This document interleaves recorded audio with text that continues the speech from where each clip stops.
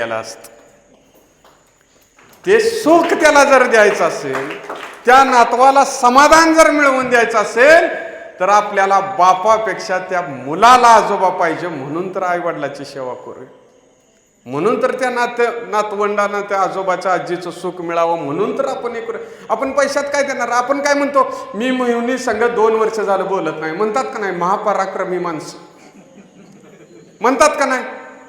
अरे तो तुझ्यापुरता विषय नाही, तुझ्या मुलांना मावशीपासून 2 वर्ष लांब ठेवलंस हे पाप आहे तुझ्या हातनं घडलंय का. काय चुकीचं आहे.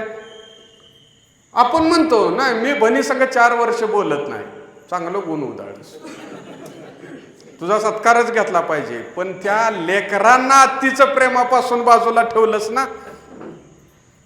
आत्तीला कसं भावाचं पोरगं वाटतं.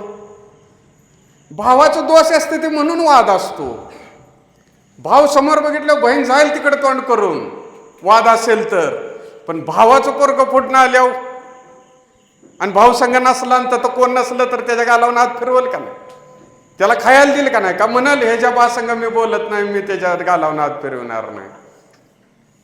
अरे आपली बहीण आपल्यासाठी चुकीची असेल, आपली बहीण आपल्याला काहीतरी चुकीची वाटत असेल, पण आपल्या पोरांना तिचं प्रेम जगात विकत मिळणार नाही. तिच्यासाठी जरा तडजोड करूया, तिच्यासाठी 2 पावलं मागे घेऊया आणि ह्या पोरांना हे मावशीचं आत्तीचं सुख मिळू द्या.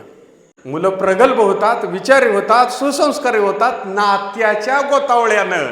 आणि नातं टिकवायचं असलं तर मेन बुडका म्हणजे आपली आई आणि आपला बाई या तिथे ठेवायचं. त्या लोक त्यांच्या मदतीला उभा राहिले, कोण कोणाच्या मदतीला उभा राहत नाही. आणि ही गोष्ट आज आपण शिकण्यासाठी, ही